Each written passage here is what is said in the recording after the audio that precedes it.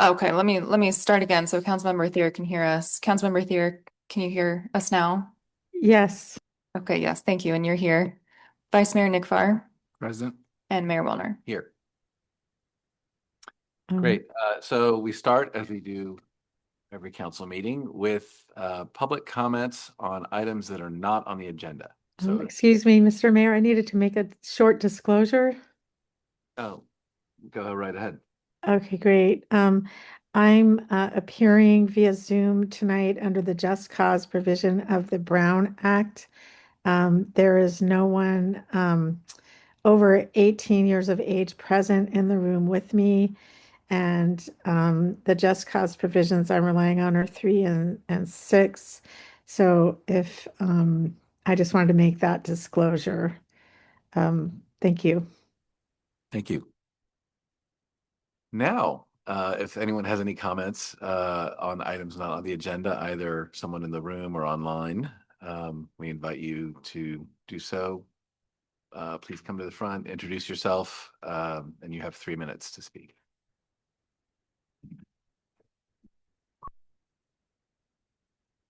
Hey, good evening, council members. I'm Jane Gould. I live in Old Town Lyford, and I'm grateful to be your representative on the Council on Aging.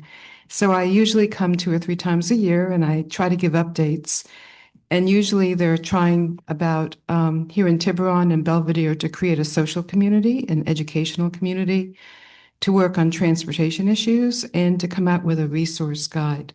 So I can say on the social and educational opportunities, we're working and we've had some success with the ranch and with the library, with the public library there. They've really supported us. On the transportation issues, sometimes they feel intractable. We're trying to look at autonomous vehicle pilots. And on the resource guide, Yahoo!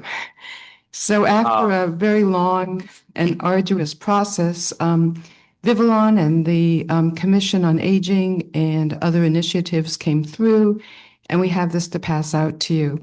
Now, this is a collector's item because this is the only time you will have this in print.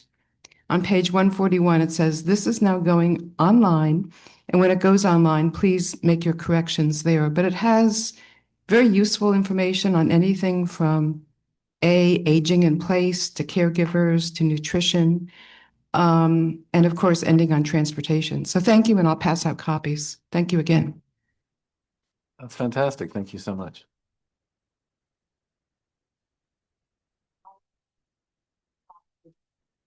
You can just give it so.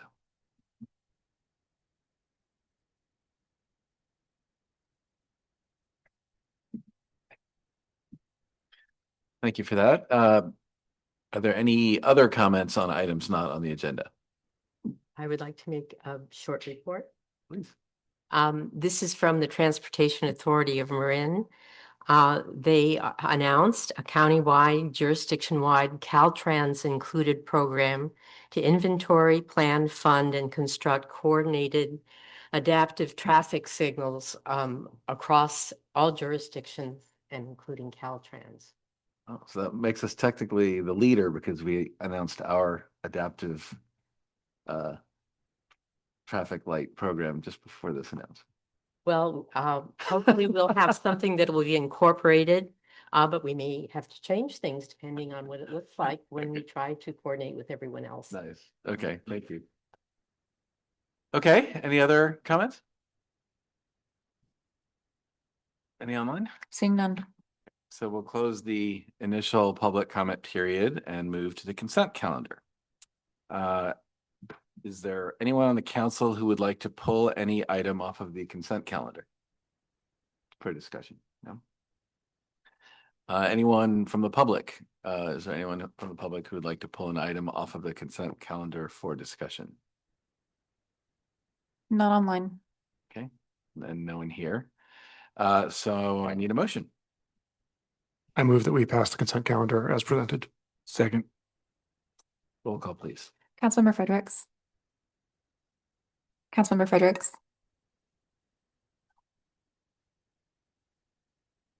Councilmember Fredericks. Yes. Yes on the consent calendar.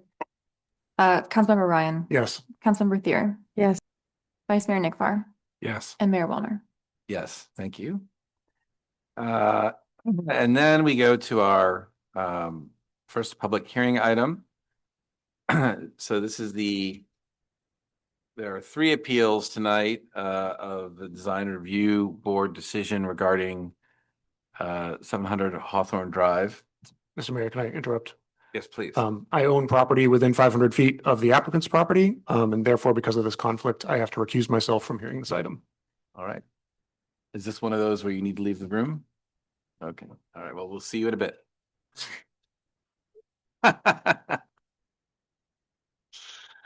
Okay. So before we start, I'm just going to quickly go through the proceeding, the order of presentations. It's a little more complicated than usual because we have 3 separate appellants. We're going to start with a brief presentation from staff laying out the issues, namely what was decided by the Design Review Board and the basis for the appeal. Then we're going to have presentations by the 3 appellants in order. First, I'm just going to say the last names. First Shirazi, then Lee and family, and then Shafagi and family. And each of those presentations can be up to 10 minutes in length. We don't require it to be 10 minutes in length. So you can, if the points have been made well by the person before you, you can refer to them, elaborate, that kind of thing. But you're free to use the full 10 minutes if you so desire. Then after those 3 presentations, the applicant will have an opportunity to rebut.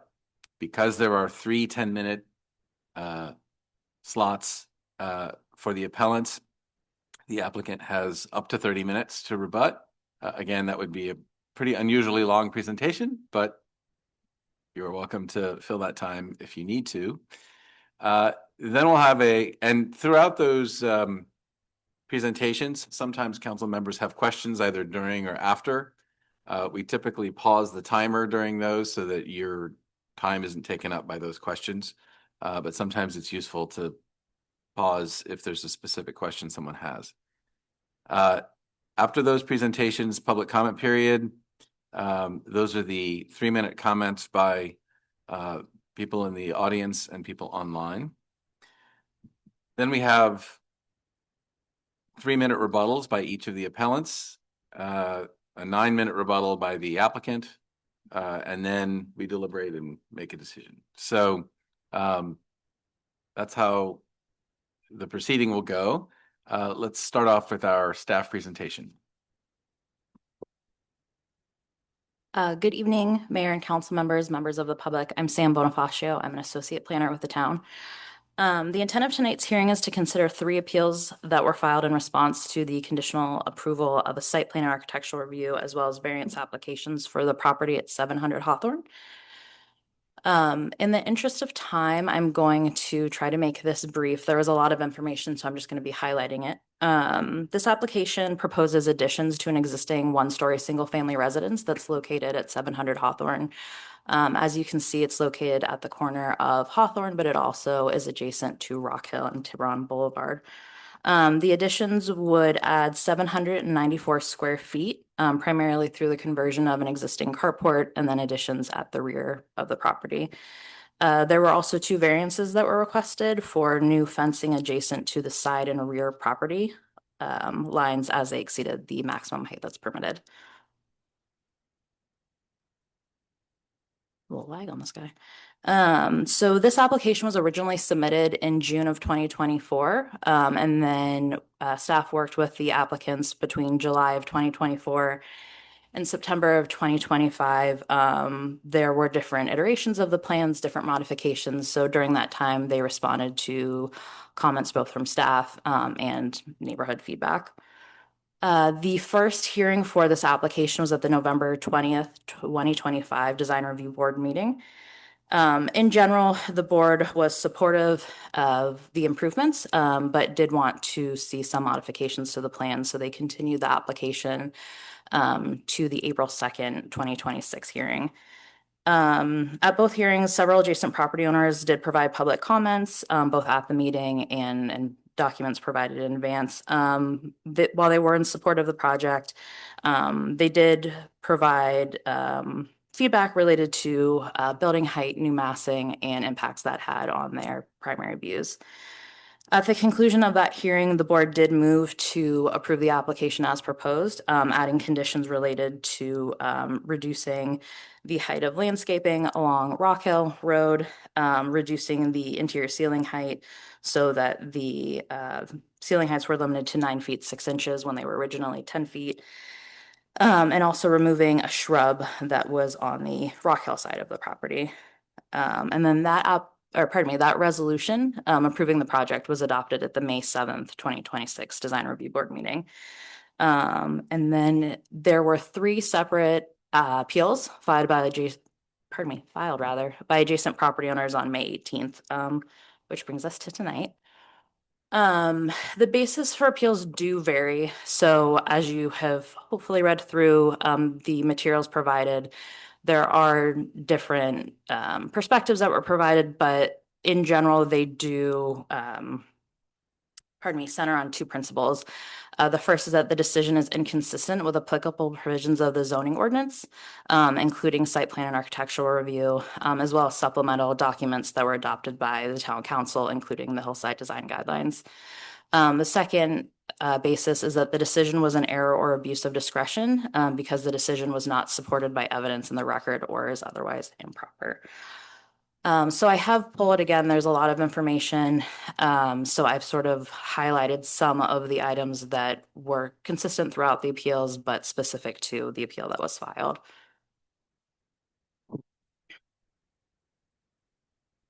Maybe. So the first was that the Design Review Board erred in approving the project because it goes against the hillside design guidelines, which seek to protect primary views. In this appeal, the appellant found that with recent approvals, including their home, conditions were imposed to lower roof heights and retain existing views for adjacent property owners. Specifically for their project, they were required to reduce their ceiling height by 6 inches. So the end result was a ceiling height that ranged between 8.5 and 9.5 feet. I did provide a table. There have been a substantial amount of projects in the surrounding neighborhood for the past 15, 20 years. So I just pulled some that I thought were relevant to this appeal and this discussion. So it indicates that similar homes, most of these were new construction, whether that be a demolition or just an addition that was more substantial. So here I'm referencing that the ceiling heights range between 8 to 10. I think the tallest one is 10.7, but that was, or pardon me, it was 12 feet, but that was definitely an exception. But the main column I want to talk about is the maximum building height. So it shows here there have been increases to the overall maximum height, but if you look at the ridge height, that has not changed for the majority of these projects. So there were several applications that were able to achieve taller ceiling height and overall building height by retaining that by grading into the hillside or building at lower portions of the property so that it retained the views from uphill and surrounding neighbors. And I'm happy to go back to look at that, but I'm just trying to touch on everything quickly.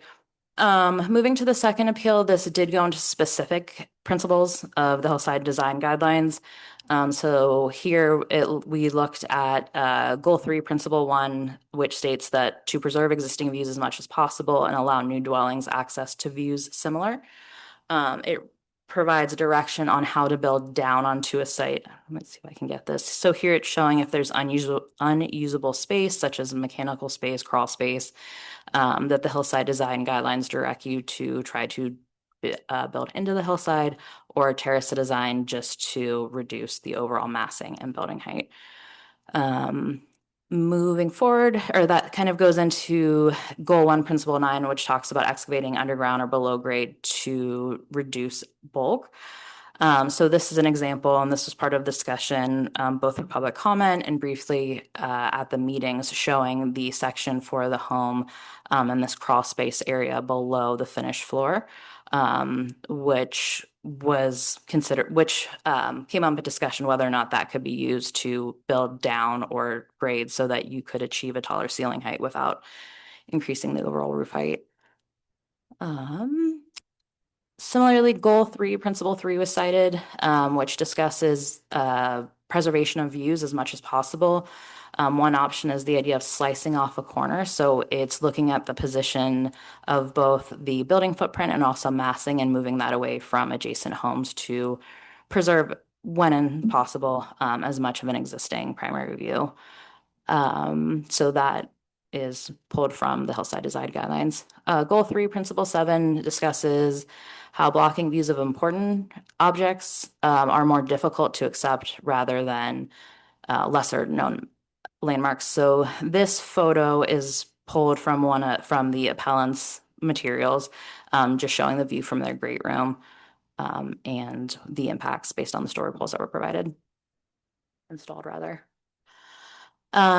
Moving on, a second basis for appeal is that the decision to approve the plans was an error, abuse of discretion, because it was not supported by evidence in the record or was otherwise improper. So I'll briefly go over, there were 4 points of discussion that came up during the design review board's internal discussion. The first was regarding the authenticity of photos that were provided. So the direction of the Hillside Design Guidelines Goal 3, Principle 7F is that when measuring a view for blockage, the entire panorama should be considered. So when someone submits documentation either in support or objection or mild concern, we ask that the photos show the full span of it. Essentially, it's not zoomed in, it's not doctored, it's just the image as you see it from that point. So this is a photo. I will say I did crop it slightly to fit it on the slide, but otherwise this is the full panoramic photo that was provided. And then there were also supplemental images that were zoomed in just for clarity that were provided.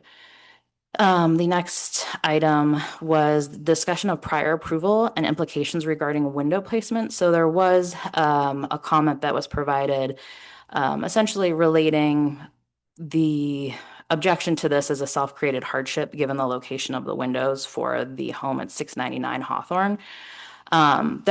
This home was built, I believe, 2 years ago, year and a half ago, recently. So I pulled this, this was provided by the architect of the home when it went through the original design review. So it's showing that there is very limited based on the location. It's a corner lot, the orientation of the other homes, that this is really the only view. So that has not changed. That was the existing slot view. That is the current slot view. Nothing has changed, and I'm not sure what the nexus was between that and this approval, or pardon me, consideration of approval for this application, respectfully. The other 2 items that were discussed regarding the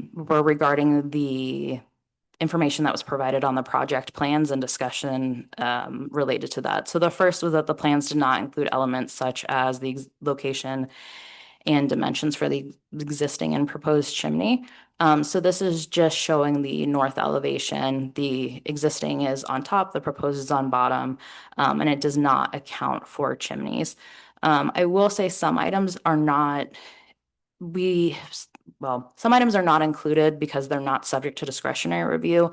So solar panels, for example, may not be on a site plan architectural review application because the state doesn't allow discretionary review.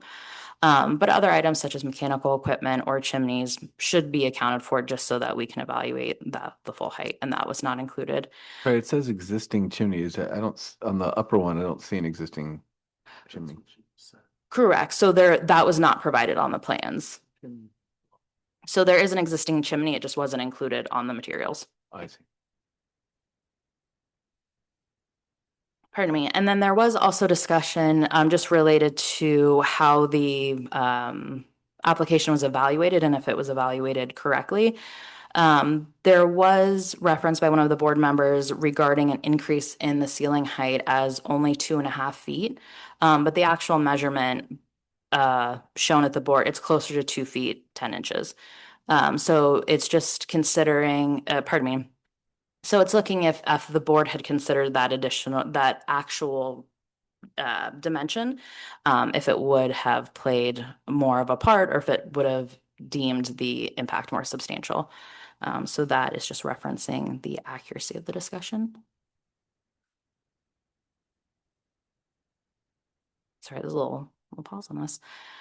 And then moving to the third appeal, some of the items that were presented, similar to the others, is that the decision is inconsistent with the municipal code because it fails to minimize visual impacts and does not adequately protect established view corridors. So one of the things that we look at for site plan and architectural review is section 1652-020H, which is the guiding principles. Essentially, it's the criteria that we look at to evaluate all projects. And one of the things that we consider is the improvements in relation to adjoining sites. So that is how the massing, height, bulk will impact adjacent properties, including view. And so the applicant provided examples of how this will affect the uphill sites, including 705 Hawthorne, 699 Hawthorne, and 3 Rockwood Hill. Yet feasible view preserving alternatives were not required or discussed in depth. So the visual that's provided to the right was provided by the appellant, so they may speak on that further, but it's essentially showing the existing conditions prior to the installation of story poles, and then a rendering of what that impact would look like should it be built. And then similarly, there is the code does allow the review authority, in this case, so it's the design review board, to include conditions to change existing building site improvements so that it reduces impacts. So that could be, they did impose a condition to reduce the ceiling height and to have the chimney at the minimum height that's allowed by building code. Let's see. And then lastly, the decision constitutes an error, abuse of discretion because it relies on incomplete visual representation, inconsistent of roof height information, and insufficient evaluation of feasible alternatives. That kind of goes back to what we looked at a few slides ago, where it was not the elevations that were provided did not incorporate the chimney. So there were not all elements included to take into account. And also there was discussion regarding the material and configuration of the story poles. So this is a photo that was provided showing one iteration of the story poles and whether or not that was sufficient in terms of visibility as their code requires, which is from 300 feet, they should be plainly visible.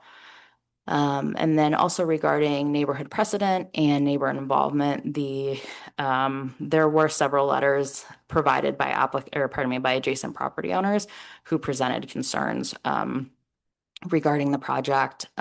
So that table was provided and is included. Okay, so all that to say, there are several items after taking into account all presentations, public comment. There are essentially 4 actions that the town council has in front of them. The first would be to deny all of the appeals, which would uphold the approval made by the design review board. And if depending on which action is chosen, you'll direct staff to come back at a future meeting with a resolution. The next option is to grant one or more of the appeals, denying the application, and again, directing staff to come back with a resolution. You may also partially grant one or more of the appeals, so by making revisions or adding conditions to the design review board's approval. With that option, you would need to provide additional findings as well to support any conditions that are added. And then the last option would be to remand the application back to the design review board. We would need specific direction regarding the aspects of the project that you would like modified or discussed in further detail. And then that would go to a future design review board meeting, and that decision would also be appealable again to town council.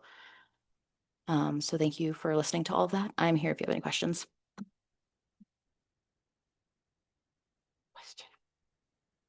I do have a question. So I did visit the Shirazi resident and saw their view. Mhm. but did not hear from, was not able to contact the other appellants.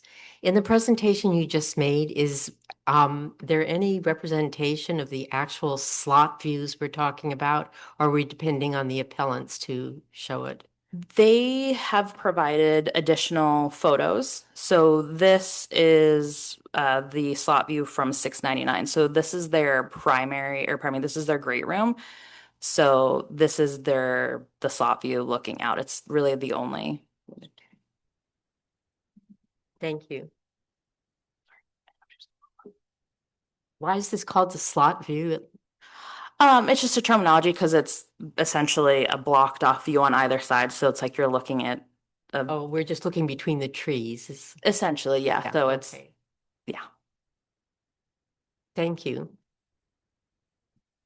Other council questions? No? All right, thank you very much. So now is the opportunity for the first appellant to speak, up to 10 minutes. Kamran Shirazi.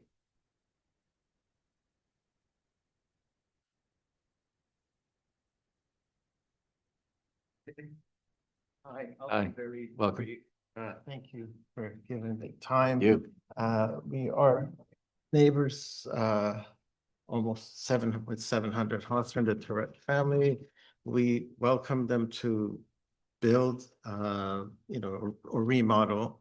But we do have some concerns, and that's the height elevation, for a few reasons. The grading is not very, is very gradual where we live. So any height increase will result in loss of view for neighbors behind. So when we did a full construction 5 years ago, we had to be, observant of that. So we took the highest roof line and built, intended to build to that height. But going back and forth about 3 or 4 times with the design review board, we had to lower it by half a foot, which we did. We dug in, not to obstruct the view of people behind us. When the house in front of us, the lease was built, the design review board came to us. They looked at the story poles again. They were very, they emphasized quite a bit that our view would not be blocked, our primary view. And in this case, it did not. So we were in support of the construction, the new construction for the lease. And we hope that this, these, I guess, emphasis in keeping people's primary views, as little as impacted, possible ongoing with the new builds.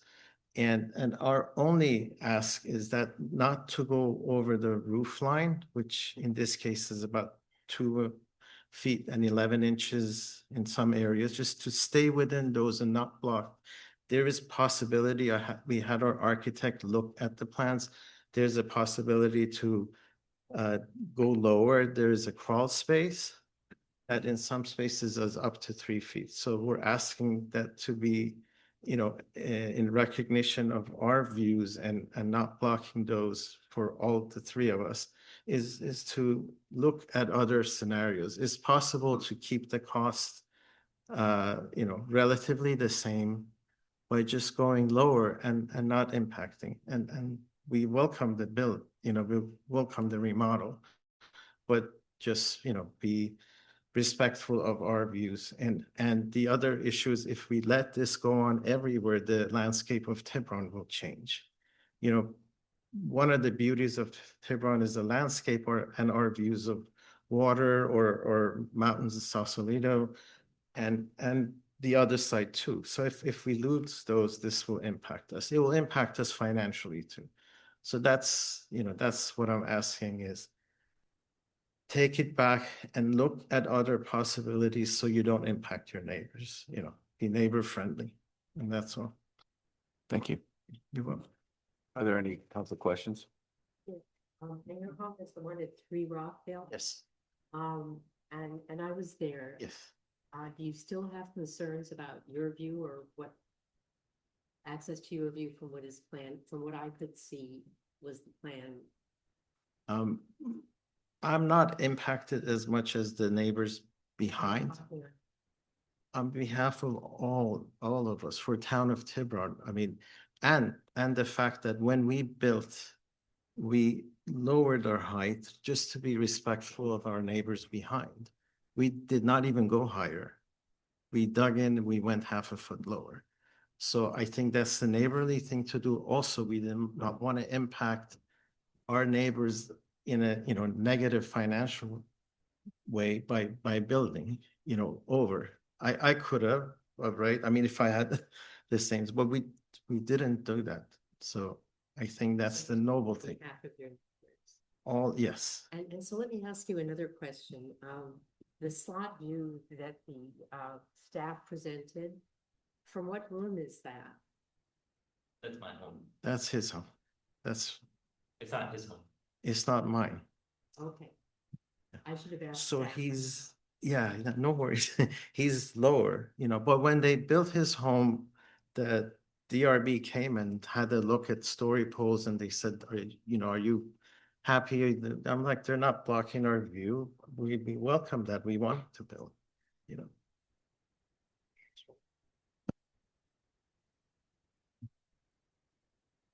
They don't want to miss one of my golden words, I guess. That is the end of my questions. Thank you. Okay. The others? No? Okay. Thank you. Thank you. A question? Sure. Can you identify what room that slot view was taken? That at 699 Hawthorne? The one that you showed a slot view? Yes, that is the great room. So it's the dining room, living room area. Thank you. Okay, next we have Ryan Lee and family. So right, left. Cool. So my name is Ryan. I moved in with my family in September. Sorry, we signed in August. We closed in September. We moved in October. The plans that we're talking about wasn't deemed complete until the end of October. So the first design review board meeting or public hearing was in November 20th. We had just moved in, new to the neighborhood, moved in from San Francisco. So it was very new to us. So that kind of came us blindsided. Not like the town did anything. We got the notice. We just didn't know what it meant. Mm-hmm. We were just, New. We had a lot going on. We had a newborn who was a month old at the time. First kid. It's doing well. Anyways. So that is the setup. We're very happy to be here. This is a problem that, unfortunately we have to face, but I just want to try to go through this presentation as objectively as possible, and hopefully it's clear and we can pause anywhere. But effectively, what is the applicant asking for? They're asking for increasing their height by increasing the square footage of their home by 800 square feet. That's a 45% increase for their current existing home square footage. They're also asking for new fencing that requires 2 variances. Fully supportive of all that. I think they mentioned that they have a growing family, or just like the kids are growing, more space, that kind of thing. Wanted to do a remodel. It actually increases the value of the home. So there's an economic situation related to it.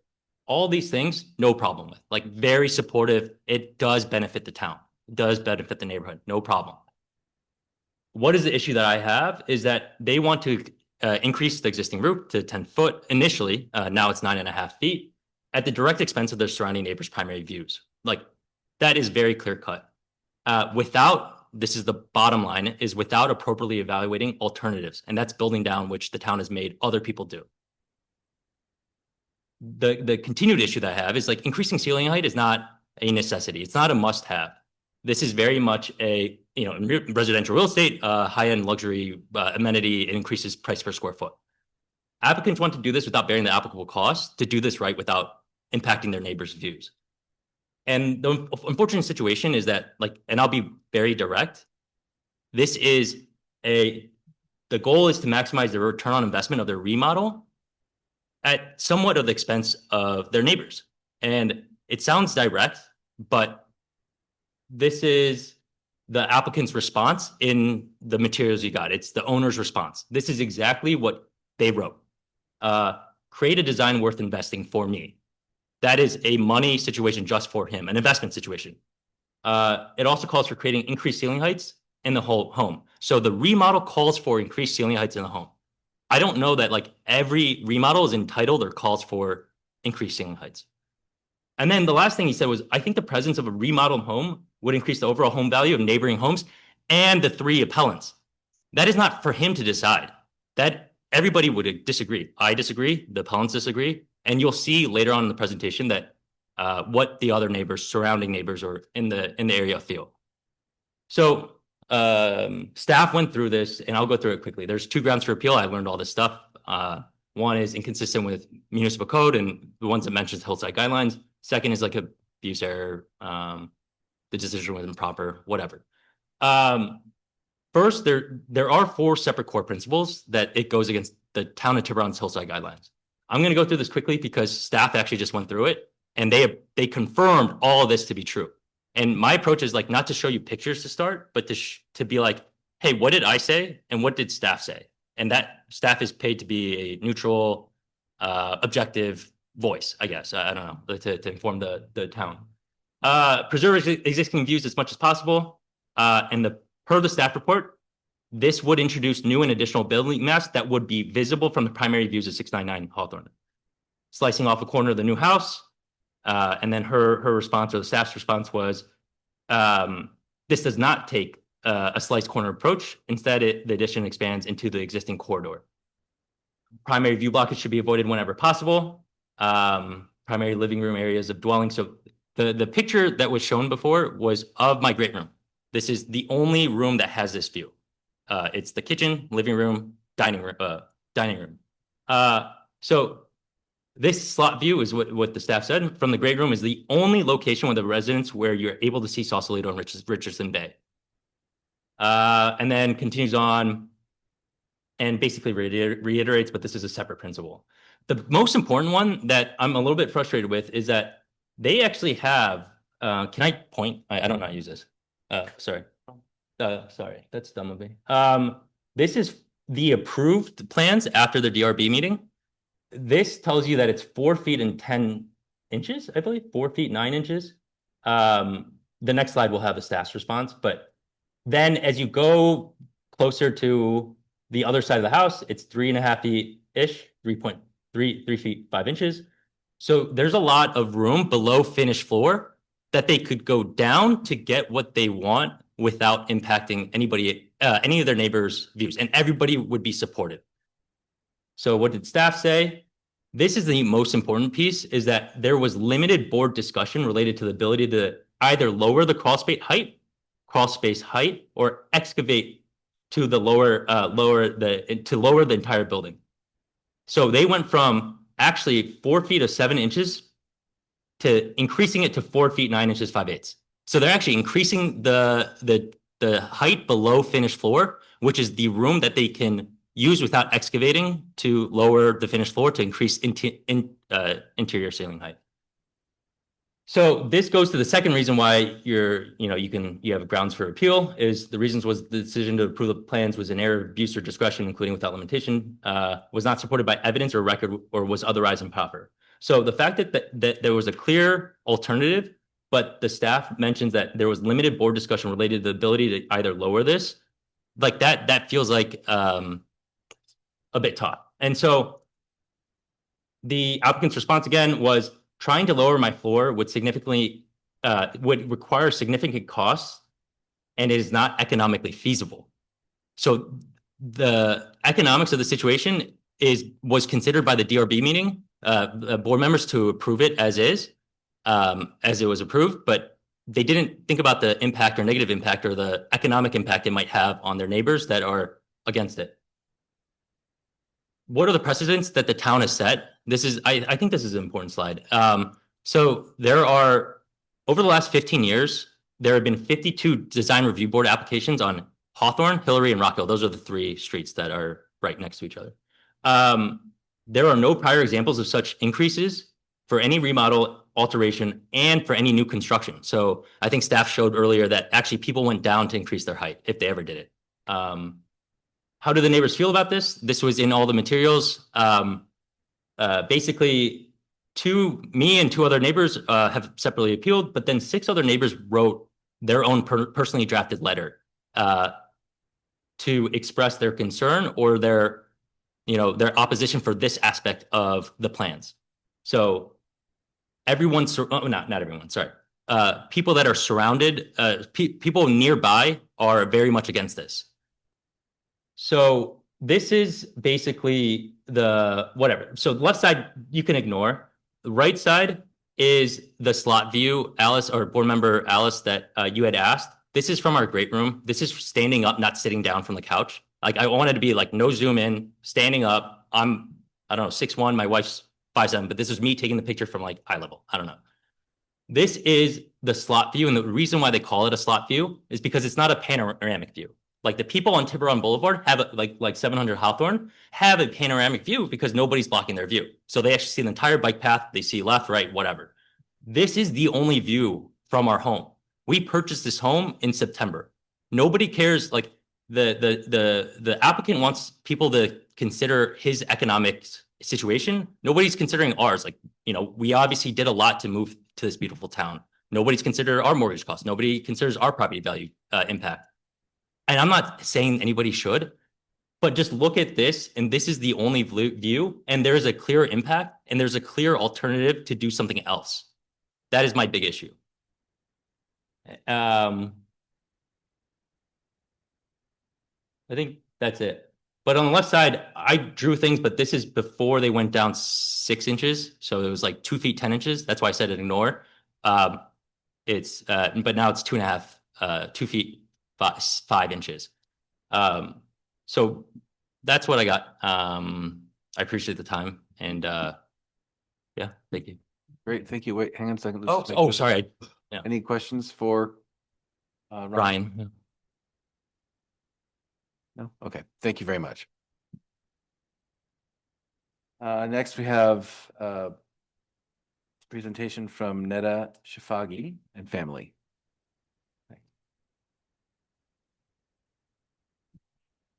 Excuse me. Oh, get my water.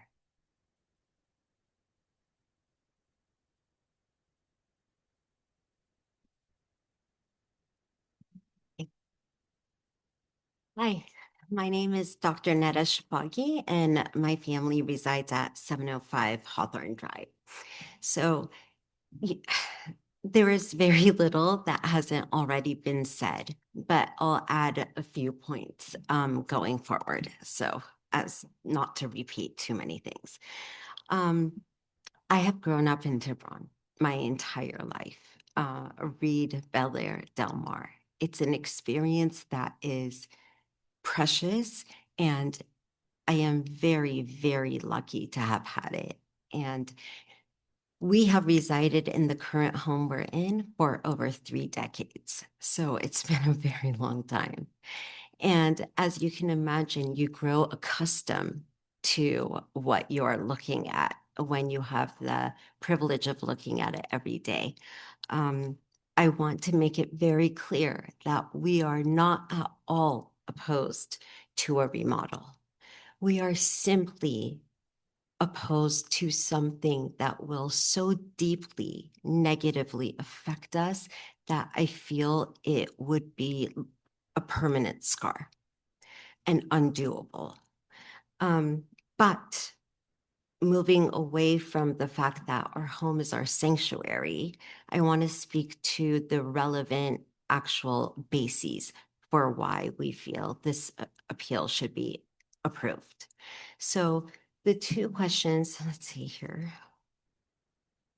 Okay, so the 2 questions before the council are, is the approval consistent with the municipal court, the general plan, and hillside design guidelines as brought up previously? And does it adequately protect the adjoining primary views?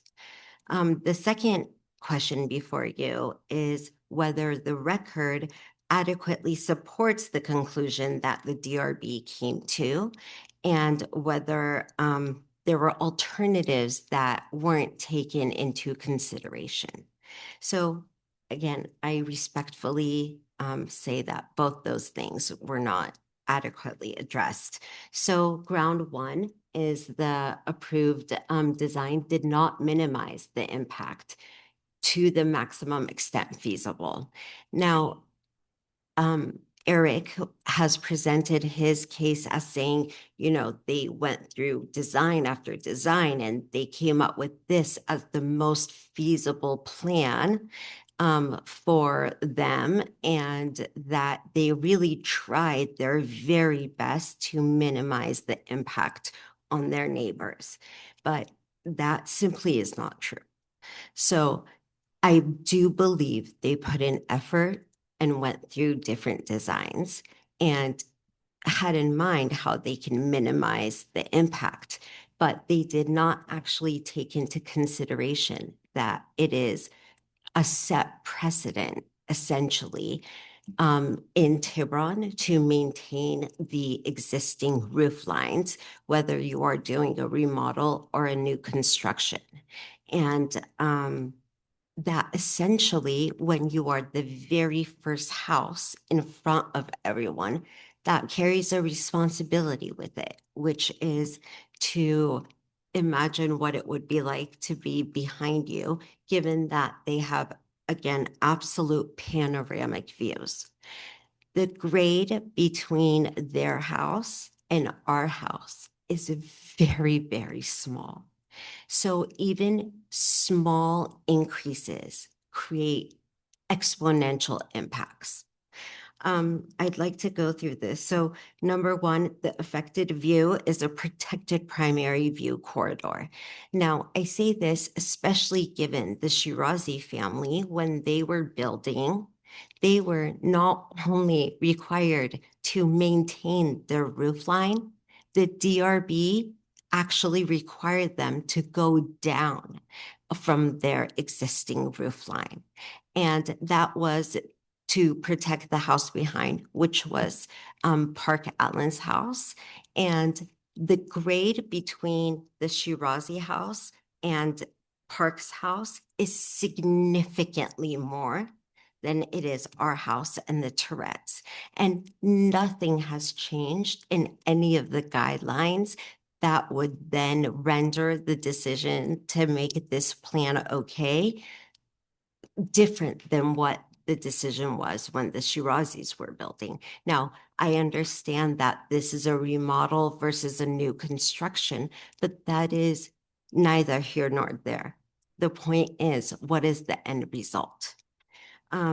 So, and again, okay, so you might look at the view, and I have some pictures at the end to show you that are updated.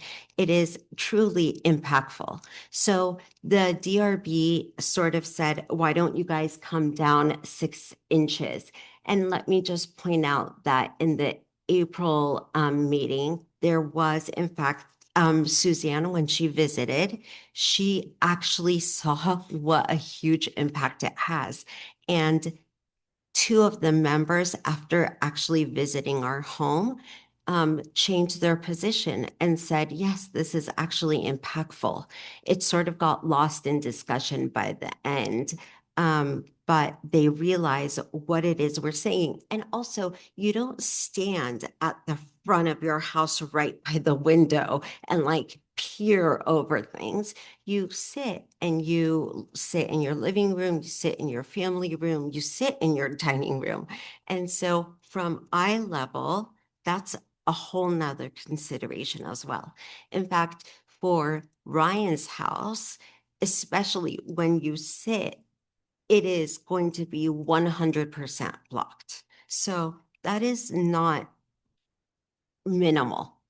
And also, what is deemed minimal by either the Tourette's or anyone else is because it's not their house. It's our house that's being affected, and it's our sanctuary that is being affected. So it's important enough for us to preserve what we love about Tiburon and why this place is so special. You know, if we just allowed everyone to kind of start inching up, there is no telling where that could end up eventually. So in the April meeting, there were quotes that I pulled. I don't think people are entitled to 10 feet. This is from a DRB member. A jump from 8 to 10 is a 25% increase in height. And they had done a lot of things to even make people go down to 9, let alone like maintain the roof line, generally speaking. There was a lot of discussion about how they currently have solar panels that are 2 feet above, so there would be no increase in height from the solar panels. That is also simply not true. The original plans called for almost 3 feet.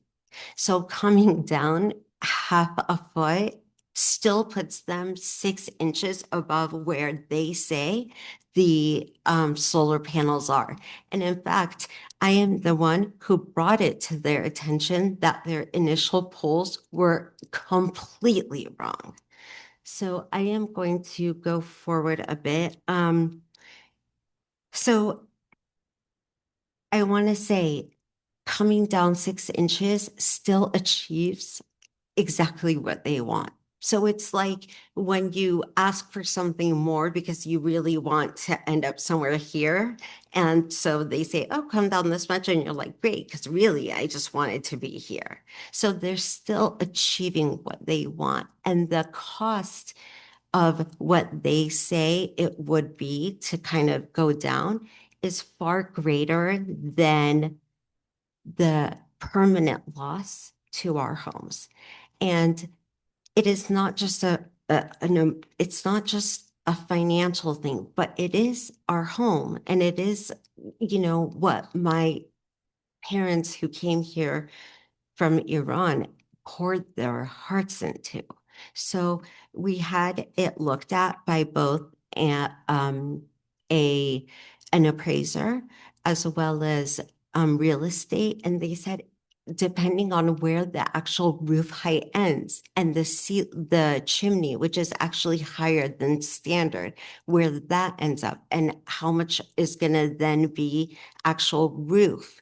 It could be upwards of 500,000, if not more. Jack Ryan is our neighbor and he visited and he was very much in favor of maintaining the roof line. And Eric had gone to neighbors and had them sign when the neighbors didn't realize what's actually going on. And in fact, of those neighbors, most have recanted their support. So they no longer support it, including Jack Ryan. Let me bring up. So this is If you again. could wrap up. Yes, wrapping up. This is again what we've seen from Ryan as well, which is there is space to go down and it's not as complicated. You either have to take the roof down or the floor down. So it's not like there's no cost in going up versus going down. And then this is the picture as it is with the new flags, as you can see. And if you measure from like the roof to the top of the shaded area, it's a 37.4% decrease, even with the 6 inches down. So prior to that, it was nearly like a 45 to 50% decrease. This is 3 different views that I went to and measured, and it's approximately the same. Parts were 42%. And so I will wrap it up there, but just so you know, these are absolutely brand new pictures of our primary view corridor. This is all we have. So this is it. There's nothing else. And every inch matters. And that's what a lot of the DRB members also stated. Thank you for your time. Thank you.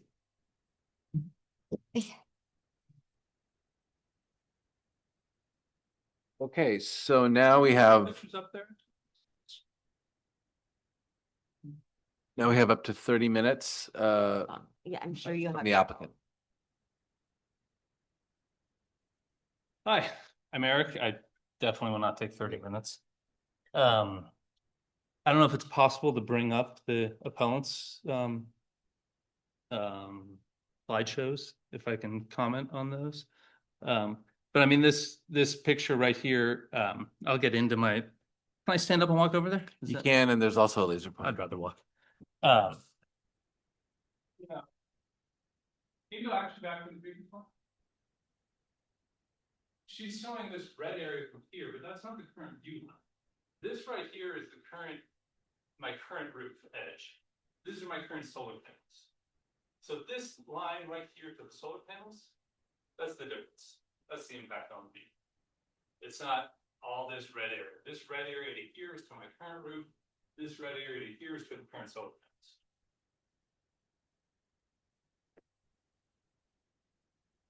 panels. Yeah, and so I kind of wanted to go through the different appeals kind of one by one. And the Shafagi family, I mean, that's the main thing, is that I've tried, as I've said before, and as they've said, I've tried to minimize the impact on the neighbors as much as possible, because I understand the views are important in Tiburon. And to that extent, the view of my house is not a very good one right now, because the house is in desperate need of remodeling, and a nicer house there is definitely going to benefit all of them. Now, obviously, if it impacts their view too much, that certainly is a detriment. But by and large, a nicer house in that spot will benefit the whole neighborhood, including all three appellants. So the increased roof line, I mean, I did want to go to 10. Ned was saying we went to 10 expecting to go to 9.6. I went to 10 hoping to go to 10. 10-foot ceilings are great. 9-foot ceilings are certainly doable too. But that was certainly never the goal from the outset, to have 9'6" ceilings. I thought 10 was a pretty minimal impact, but throughout the design appeal process, the design review board thought, no, that's too much, and that's okay with me. Obviously I'm still here trying to get the plans approved. If I can't, go up that much, to Jason's point of the plan not being economically feasible. I mean, of course it needs to be economically feasible for me to do it.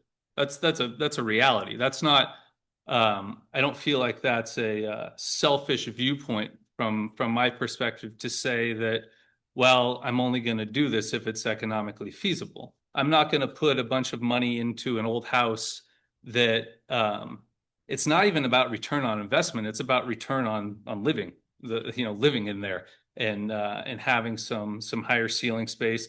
Because it's, the design is, the current house already is sort of a, great room that flows into the kitchen. I say great room, it's not that big of a great room, but that space will get bigger. And, if you had the same space with 8-foot ceilings, it would feel like a cave. It just wouldn't work. I just simply wouldn't do it. And so, multiple neighbors have talked about the idea of going down, and they pointed out the big crawl space on the back of the house. That's the Tiburon Boulevard side. Yeah, there is a big crawl space there. The problem is the lot's not level. The lot slopes up, and at the front of the house, there's no crawl space. Add on top of that the current kitchen was an add-on at some point in time. I don't know when, but there's a patio beneath the kitchen that's about 1.5 feet beneath the kitchen. I can't even get underneath there. There's a big concrete slab that I guess, originally the house is 1,700 square feet. The master bedroom was an add-on, and the kitchen was an add-on. So I'm assuming it was probably originally like a 900 square foot house or something like that. And off what was, I guess, the kitchen, there was a little patio there that's underneath the current kitchen. So the feasibility of going down just is not, it's not economically, I just couldn't do the project. It's not economically feasible, because there'd just be way too much work to be done on excavation and I can't think of the term, foundation. Thank you. Let's see. Oh, so then do we have our own slides? I think we sent in some slides. We don't? Oh, I thought. Was sorry, that- I thought Pardon me, was that part of the response to neighbor comments, where it was the letter and then the Yeah, few sides? yeah. Yeah. Do you mind pulling up the exhibit? Thank you.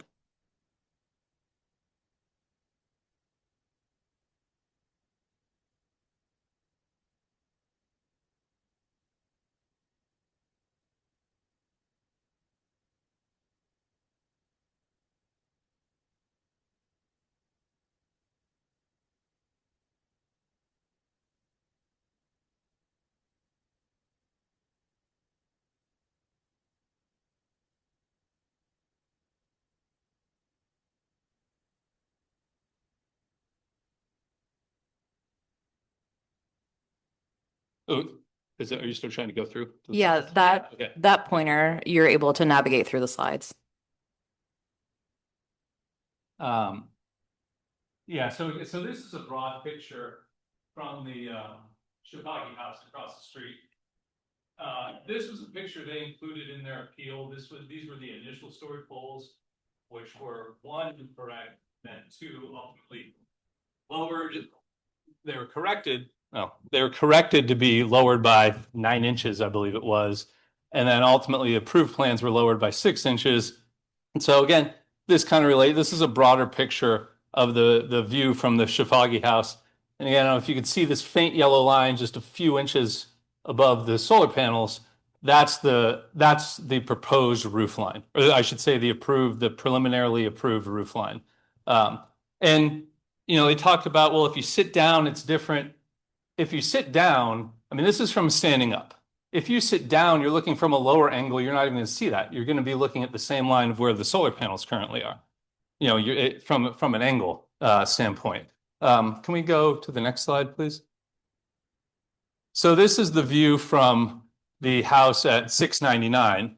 And, I want to point out 2 things. One, that our story poles were up when they bought their house. So when they walked through the house and thought, this is our view, they could see, oh, these neighbors are planning something on their house that's going to potentially impact our view.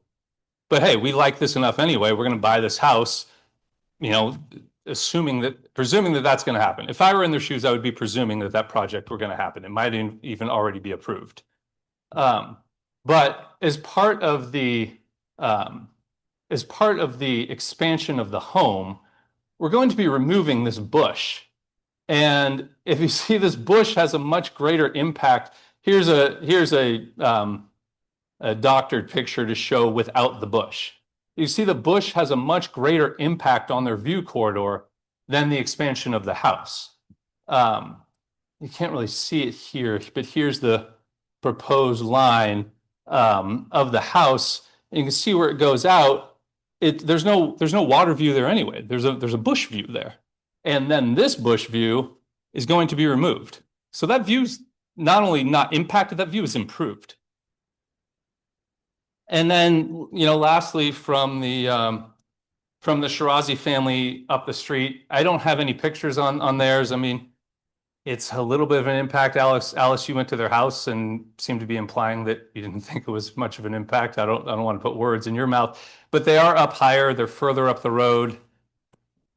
Yeah, I can't say it's zero impact, but they have a wide, expansive view from their house, and it's basically one lower left-hand corner where there's a slight impact. And, I don't get to be the judge of what's minimal. I think it's pretty minimal. I mean, obviously, at the end of the day, you guys get to be the judge of what's minimal or not. But I didn't think it was, especially significant. Oh, I also wanted to address one thing, and I don't know if it's, there's all these inches and markings in these plans that are put together. We're definitely not changing the floor height by 3 inches. That would make no sense at all. That would be stupidly expensive for no reason at all. So I don't know if that just has to do with, markings in the plans, but we're definitely not changing the floor height by 3 inches. Oh,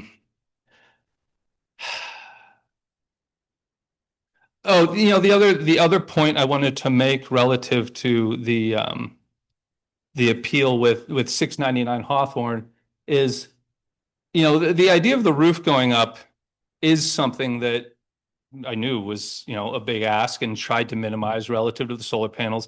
And let me also point out, we're keeping part of the roof at the same height. So we're moving the solar panels over to the lower part of the roof. So those aren't going on top of the raised roof. But with the idea of, again, of 699 Hawthorne, of the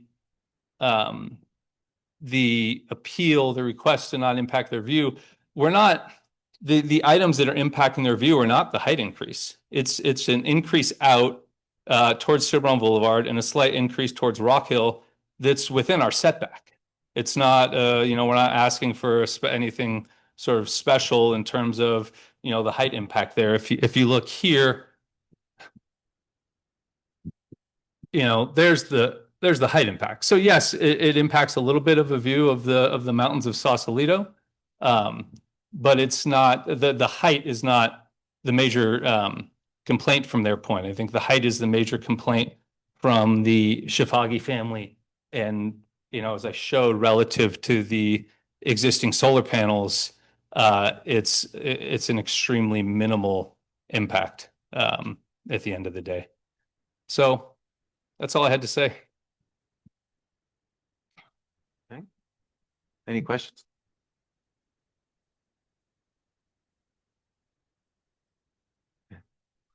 That's great. That was very helpful. Thank you. Can you just put it in the slot? Does it go on here? It does. Oh yeah, just jam it in. Okay. There you go. I had a question. Oh, thank Yeah. you. Go ahead. Yeah, I just wanted to know, what is the justification for going up in roof height? What are you trying to accomplish there? I'm just trying to accomplish not having 8-foot ceilings. Okay, so right now they're 8 foot. You want to go up higher because you want higher ceilings. Yes. Is that pretty much okay?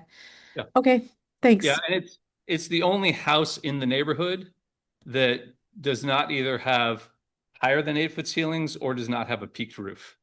It's literally the only house in the neighborhood with a flat roof and 8-foot ceilings. Okay, and is there any way that you see of doing this without blocking any views? Having the 10, the ceiling height Like you I said, I want? mean, I think the idea of blocking views, I don't know that I really am blocking views that much. I'm raising the house, but moving the solar panels. So I think the view impact is minimal. But the only other way to increase the ceiling height would be to go down. But I don't see a way to do that. There's not a way I could do that, that one, I could afford, and two, would Okay. really, even if I could afford it, would make sense from the economics of the project. Because of the grade of the lot and how much of the foundation I'd have to change at the front of the house, and the fact that I'd have to deal with this whole concrete slab that's beneath the kitchen.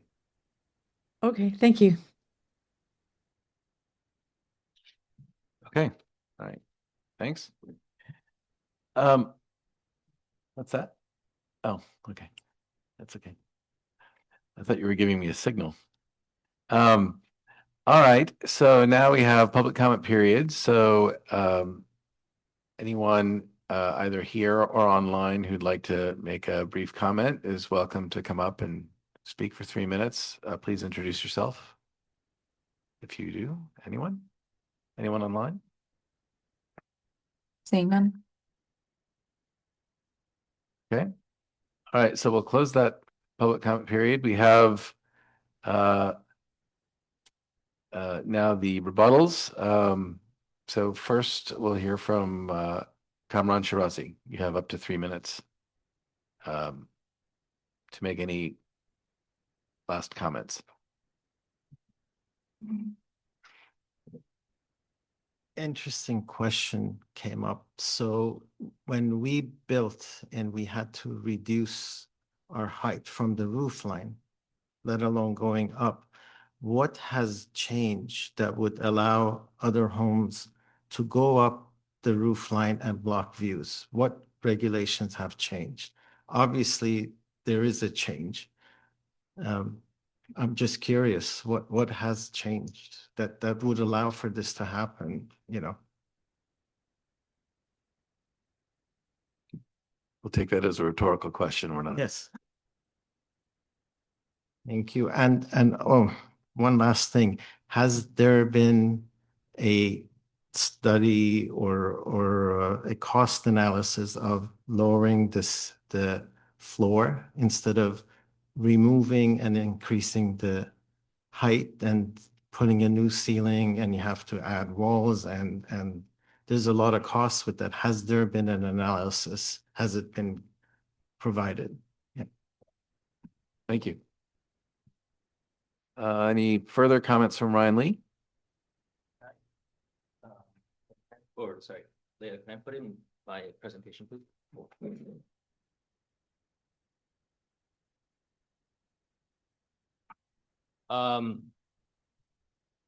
So yeah, first I just want to say the picture that he showed earlier that he went through, that is when you're actually, your feet are very close to the window. this is actually in the middle of our great room where you actually could see if you look a little bit right, the front door. And so that is in the middle of the great room. So I wouldn't say like this impact is this impact is like minimal, and it's not for him to decide. It's for us to react to and respond with, but like he never actually talked to any of us. This was just, hey, I'm lobbing this in, and I think it's reasonable because of the economic feasibility, like he said, of his remodel. And so one of the things he said is like and I think Cameron mentioned this, like it is a reasonable question to ask him when you have the chance. Hey, you're saying it's economically not feasible to go down versus up. What does that cost differential look like? Did you actually evaluate it? That's my big issue is like at the very least, you have to go back to the DRB so then you could provide all the facts to assess the situation based on the hillside guidelines that the town has set out, right? So I think it's reasonable to ask like, hey, you can't just say it's economically unfeasible. Like, what does that actually look like? And separately, I actually think like the council member on the Zoom asked something similar. It's like, why do you want this? It's just to increase the height. And so he's saying it's economically unfeasible to go down instead of up to increase the height, but it's totally economically feasible to increase 800 square feet, to get a bigger home, to get a nicer home, a renovated home, but to maintain 8-foot ceilings. I think that's or something more of a compromise. I think that's a total reasonable solution that actually a lot of people have done. What I said, 52 prior applications, this has never happened to this degree, like anywhere close to 2 to 3 feet. The other issue I have is that he said that his home is the only one that is 8-foot ceilings. Like, do you actually know the Tiburon average? It's like 8 to 9. It's not 10. It's like to say that the neighborhood is like everybody but me has it. That's why I'm entitled to it. I don't think that's the right approach. And he does when he talked, kind of admit that there is an impact. Like there is an impact. Staff mentioned multiple times there is an impact, or it does go against all these different principles that the hillside guidelines have out. So we're just asking to be consistent or follow it like the town had made other people do it before. And so all I'm asking is do the remodel, benefit your home, benefit you. You could still be a really good project for everybody, but please don't increase the height to this extent where it impacts many people that are pretty upset about it. I'm sorry. Thank you. Oh, questions? Yeah, I think that's fine. Thank you. Okay, third applicant, Neda Shafagi. 3 minutes. Sorry. Thank you.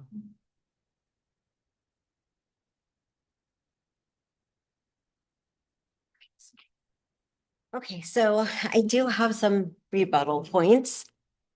Indeed. However, I apologize if they're not in order because I sort of wrote them down as Eric was speaking. So the picture that I provided, let's see if we can get that. Okay, so he points out. Oh, please take the mic with you.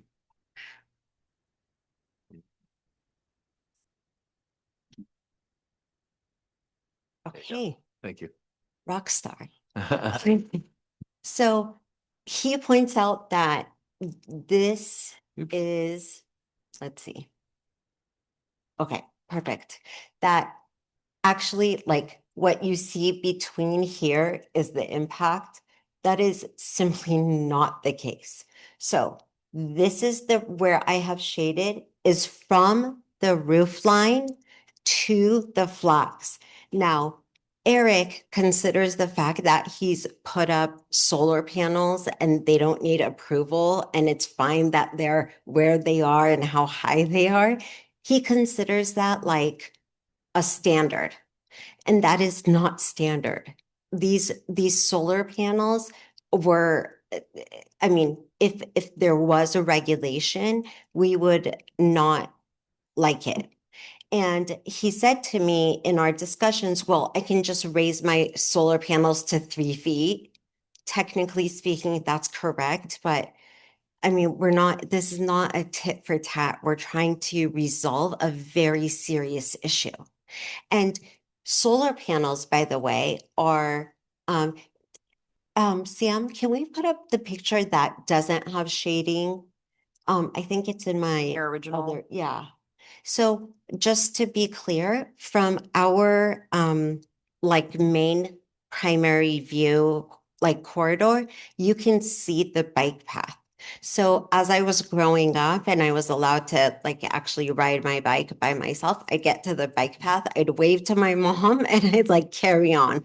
So it is substantial to us. It is something that we really appreciate and like to see people walking. My children now do that. They go onto the bike path and they wave and they're like, Mom, fine. And that's that. So this is all of that. And also, as you can see with solar panels, you still can see through them. So it is very different than a concrete wall blocking your view. And these are movable. So there's always potential for, making it even less impactful. Because, for example, Ryan's house and Cameron's house, the solar panels are essentially, because we can see it from our backyard, are essentially flat on their roofs. So so I want to make sure that we're clear that it is not that sliver. It is significant. And so that was the first thing. Yeah, I think we're out of time. Oh, can I just? Yes, but why don't you, I just take 30 seconds, just finish up. 30 and then- seconds. Let's see. So we have 8-foot ceilings. It's definitely not a cave. So, raising your ceilings is a luxury. And when Mrs. Fritz, who lived across the street, she actually worked at Del Mar, and I'd always forget my lunch and she'd bring it. But they were planning on removing that big tree that Eric says is going to open up our view, but they were sick and they passed away. So that's not something that is a sudden thing they're doing for us. That was going to be done anyway. And if we had the choice, we still want our view. And then utility poles is my last point. We spent a lot of money putting utility poles underground. And in fact, my father really helped the Tourette's for their portion to save a lot of money. And so if a utility pole is important, then you can imagine every inch of our view is important. Okay, Yes, Alice. thank you. Go ahead with your question. Thank you. Can we roll back to the slot view that has the red For marked where shading. they were right there? Yeah. So is this the actual view? Or will you see over this to the Sausalito Hills beyond? So this is the actual view. So what cuts off the Sausalito Hills? Oh, no, that's just the top of the photo. That's the top of the photo. So you will still see I'm that. showing you what you lose in terms of your water view. I And understand. the proportion of loss was essentially almost like 45 to 50% originally, but going down by just 6 inches still affects us nearly 40% of our So water. what I didn't understand Yeah. was whether you were talking about 40% of your water view Yeah. or 40% of your entire view. 40% of this is all we have. So our water view and entire view are very much similar, but you're right, Alice. Let me It's be the, clearer. yeah. On the top is the Sausalito Yes. Hills. You'll still see that across the Yes, water. I'm trying to show the actual area that's affected. Yes, the above do is understand. correct. Yeah, Thank you. yeah. Okay. Any other, Holly, do you have a question? No? Okay, all right. Yes. Um, Thank you. thank you. And then finally, the applicant, you'll have the last word. Up to 9 minutes. Can I share another picture? Sure. How do I, can I just walk up and show you guys or? Oh, you mean one that's not in the system? Yeah. How do you recommend we do this? You can Can he just, No easy way. can he join the Zoom call from his phone and present the picture from his phone? Or is there an email address I can send it to? Okay. Well, maybe I can do without it. But again, I mean, back to this picture, I still don't, I mean, this is the roof right here. That's the current roof line. So I'm not sure what all this red is supposed to be. This is the solar. I mean, so I don't understand where the percentages are coming from in terms of a water view block. Yeah, I'm sorry. Can you take your microphone? Oh, I'm yeah. sorry to do that. It really just doesn't equate. Yeah. And when were the solar panels added, if I may ask? 14, 16, somewhere around there. And actually, when they installed them, they were put at a higher height. And I didn't just say to Neto, I can just raise them up. They were put in at a higher height when they were installed because that was what the solar company deemed the optimal angle. And Mo came over and was like, hey, would you mind lowering those a little bit? And being neighborly, I was like, sure, I'll lower them because from the outset of all this stuff, of either the remodel or just everything, I've tried to be, what I consider neighborly and reasonable. So yeah, I mean, if the optimal height, the optimal angle of my solar panels would be higher, would be blocking more view than it currently is, and blocking more view than my proposed new roof line is. And can we go back to the pictures from Ryan's appeal?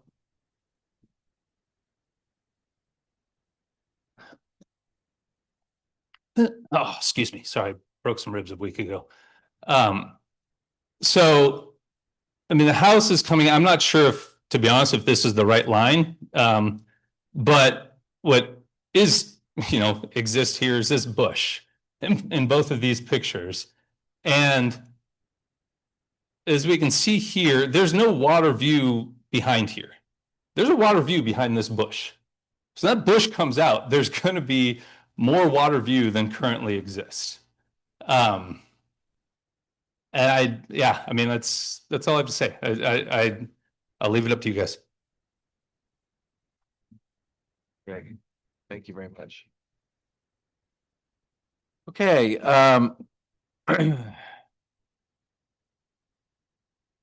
So we'll bring it back to council for discussion. And Mayor, if you could just close the public hearing. Close the public hearing. Yes, thank you. I do have a question for staff at the outset. And it has to do with the solar panels. And I don't mean to put anyone on the spot. I'm just curious if this seems to be relevant, at least to me. What I heard from the various speakers is that for any of these houses on the hill, they can put up solar panels without getting a permit. And let me just finish what I'm saying. What I heard was they can put it up without getting a permit, or at least they can put it up without getting a permit that requires them to consider views. And I just wanted to understand if that is correct or if that is not correct. That is correct. So a building permit is required for the installation of solar panels rather, but there's no discretionary review. So the town cannot require someone to go through design review and evaluate the height, location, angle at which solar panels, it's a hard word tonight, are installed. So that's a very I'd like our assistant town attorney, she's actually researched this issue, and the town can't impose town standards, but state law does impose some standards, and Miriam I'd will love to address hear what that. those are. Yeah, thank you. So a solar permit system can't get discretionary approval, like you're saying, like a permit like this to discuss the views, but the height is limited to a solar panel that doesn't exceed the maximum legal building height as defined by the authority having jurisdiction. Oh, thank you. So That would be evaluated, I guess. Is it a building permit that they get when they, yeah, so it would be, I'm not sure how you can speak to that, but that is the height standard in state law. The same state law that prohibits discretionary review. I understand, but so forgive me, but it sounds like what you're saying is the state says that they have to follow local law, and the local law is a discretionary analysis based on the hillside ordinance, and you're saying it's that can't be correct because that's discretionary. No, I think it would be the underlying zone maximum legal height. So what's the zoning of the lot? What is the maximum legal And so height that's not an allowed? issue at any of these houses because none of them are approaching the maximum residential height. This is all on the hillside, so it's okay. All right. So I think correct me if I'm wrong, but I think what I'm hearing is any of these houses, if they chose to, and they really wanted to disregard, a whole bunch of upset neighbors, could put solar panels on whatever the legal height is, the normal height is for solar panels, and ignore the hillside ordinance entirely. Is that a correct statement? Okay. All right. And my further understanding is that these solar panels have been on since A long time. the teens. Yeah. Okay. All right. That was important information for me. So, John, I have a question for staff as well. yeah, please. Okay, great.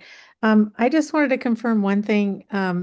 For the applicant's house, is the building height right now 8 feet across the whole house, or does it vary The ceiling height is 8 feet across the whole house. for staff? Oh, If I may, public comment, the public hearing is closed, so this is. I thought she was asking me. No. My fault. Let me just clarify, because I think, well, I should clarify before I start talking.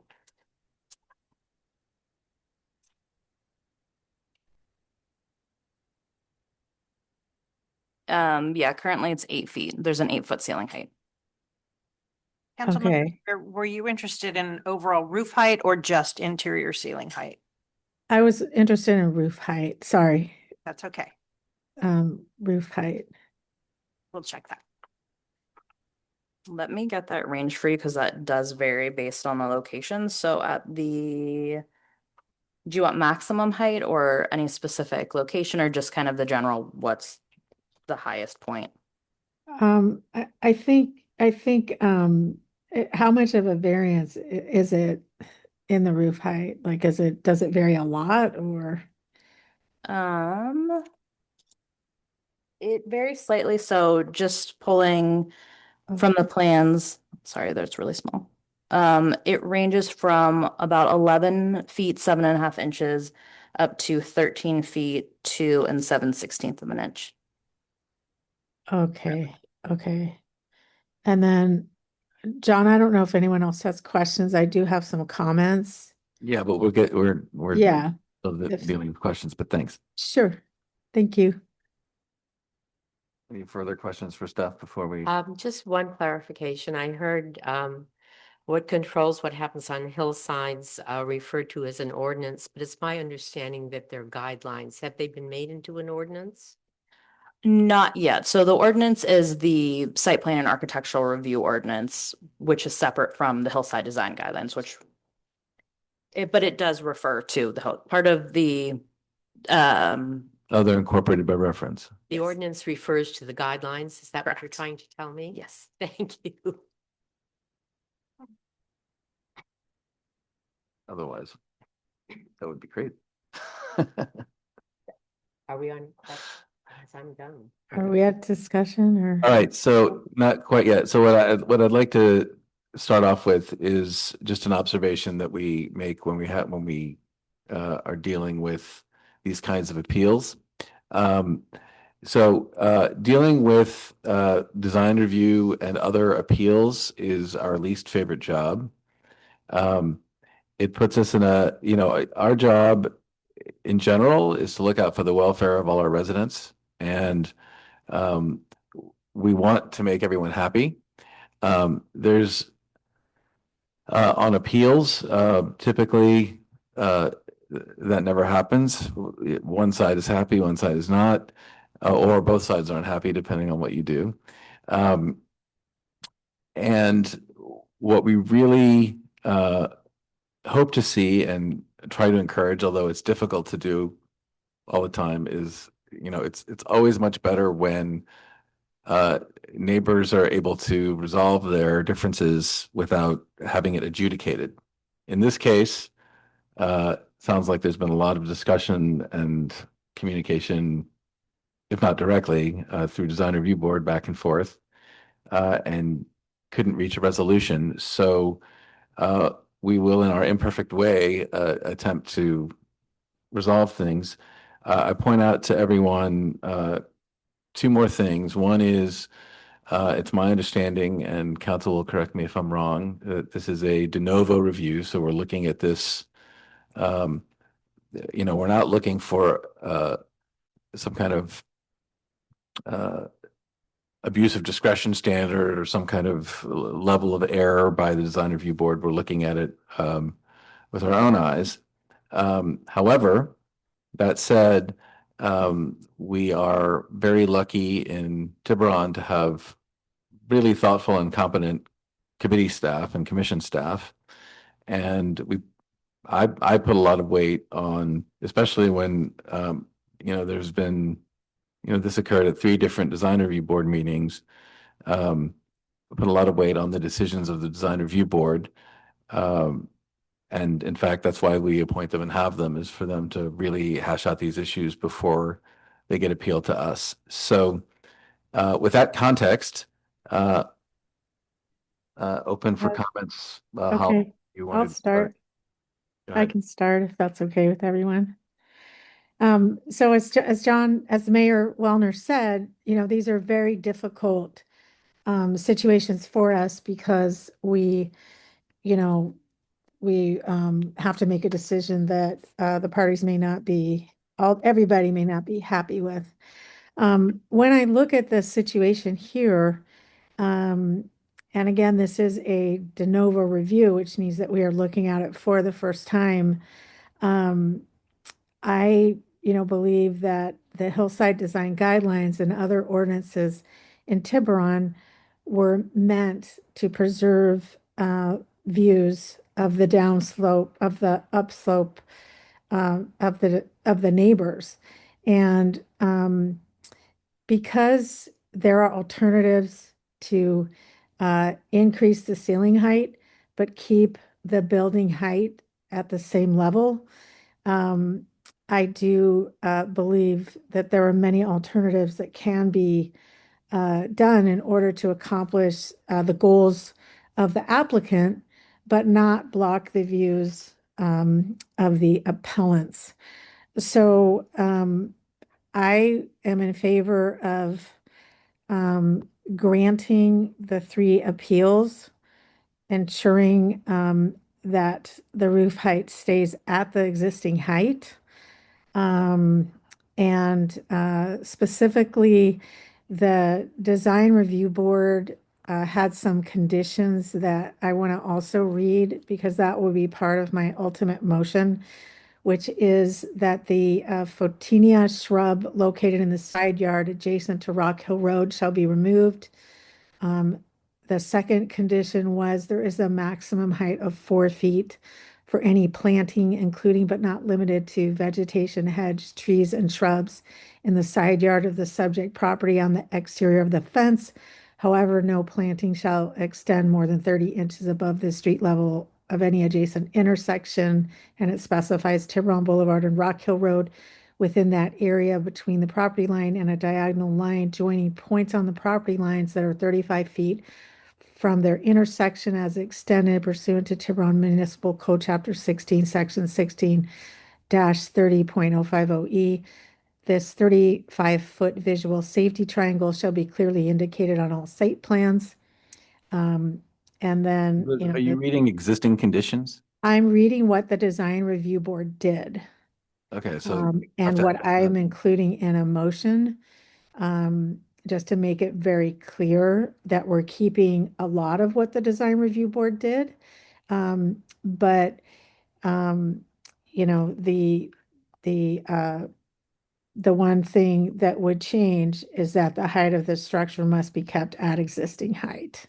So that would be number 3.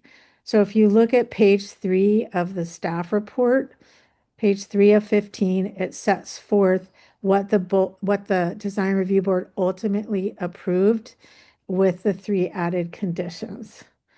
So condition 3 is what I would be changing, and the reason is because I do believe the decision they made does go against the hillside design guidelines and Tiburon's policy of protecting views. So that is my motion to grant the 3 appeals and to just to make that motion and yeah. So we're going to continue talking, but is there a Yeah, second of course. motion? I suggest we continue talking. Okay, so no second at this time.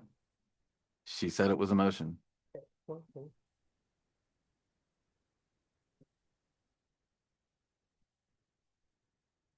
So I'm going to continue talking. So you got 3 seconds. Yes or no? Okay, so we don't have a second, so let's keep talking. Go ahead, Alice. I just want to make a few comments on process. The previous DRBs in various appeals have used the hillside guidelines, and also they concentrated on slot views because that is really what you have.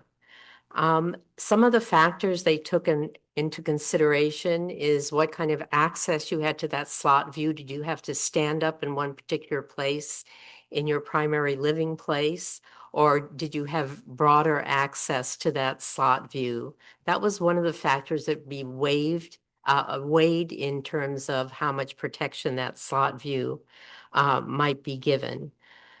In this particular case, the applicant has presented a cure to save the slot view, but what really makes it difficult to make a decision is that given the graphics we were shown, it's not clear where the edge of the building actually is. There's a dispute about whether what the applicant showed is actually the edge of the building.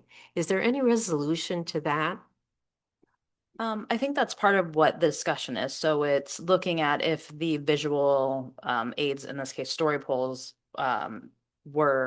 showed substantially what that impact would be. So one of the arguments that was presented is there, due to the materials and the way in which the story poles were installed, it's not clear how far that building will go out or what the full impact is.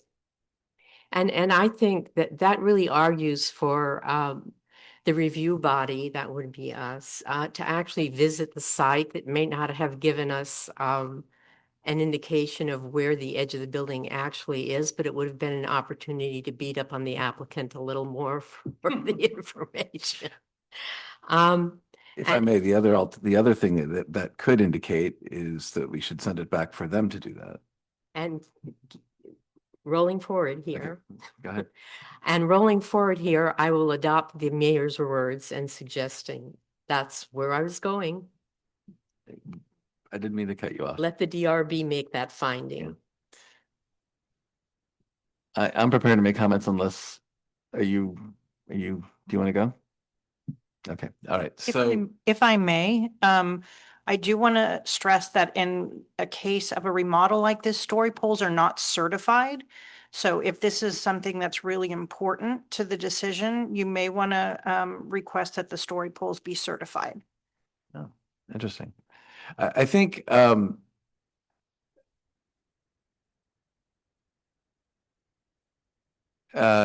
like I said, in general, I have a lot of faith in the design review board and their thorough review of projects. I think in this case, I see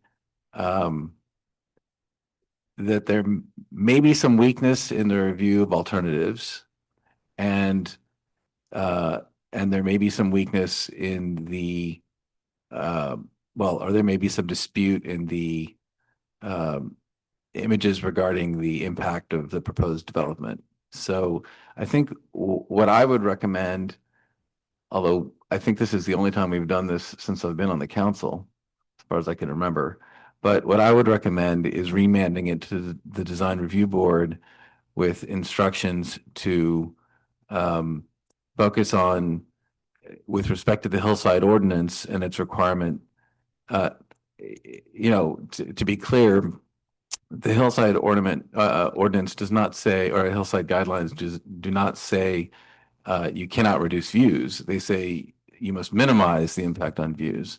And so I'd like to ask the design review board to focus on those requirements of the guidelines and evaluate alternatives a little bit more closely, and to focus on strengthening the evidentiary record with regard to story polls and views. I'm not going to suggest that, I don't want to mandate that they require certified story polls, but that may be something that they want to do. If in their view, that's one way of strengthening the record, but I'd leave it to their judgment. So that's what I would recommend. Vice Mayor, do you have any comments before we attempt a motion? This doesn't seem like it came out of DRB fully baked. I'm leaning towards sending it back there. I know that's not everyone's favorite approach, but just listening to what's happened with the neighbors and the applicant, it seems like there hasn't been a lot of discussion between people that live next to each other. And there are gives and gets in just hearing from each presentation and the rebuttals that that could happen between now and then that can make people feel more whole. So I think that's something I would like. I would prefer if that happened, rather than this group adjudicating some process and handing down like, you're gonna cut this bush forever and no one can ever put anything within this 6 feet, and all this stuff gets attached to your house forever. So I think that would be my preference. Okay. So in light of that, I will move. John, can I just ask for a friendly amendment?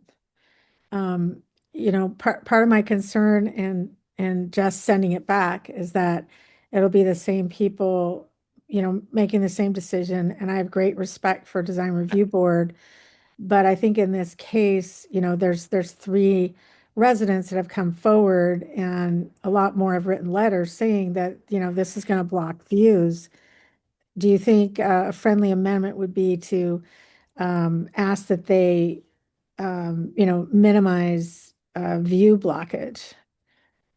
I don't want to accept that friendly amendment. I think my view is that we send it back to the design review board with two instructions, as I said before. The first instruction would be to evaluate alternatives more thoroughly with regard to the height increase, and the second would be to strengthen the evidentiary record with regard to impact on views. That's my motion. Is there a second?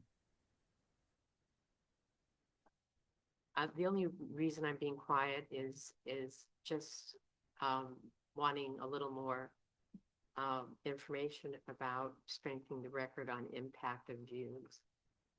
That would include making it clear where the building intrudes on the view. Absolutely. It's primarily with respect to the visual evidence regarding view blockage. So then wouldn't we need certified story poles to make sure the story poles are in the right location? I'd like to leave that to the design review board. So we have a second. Is there further discussion? Yeah, I would like to just make an additional comment that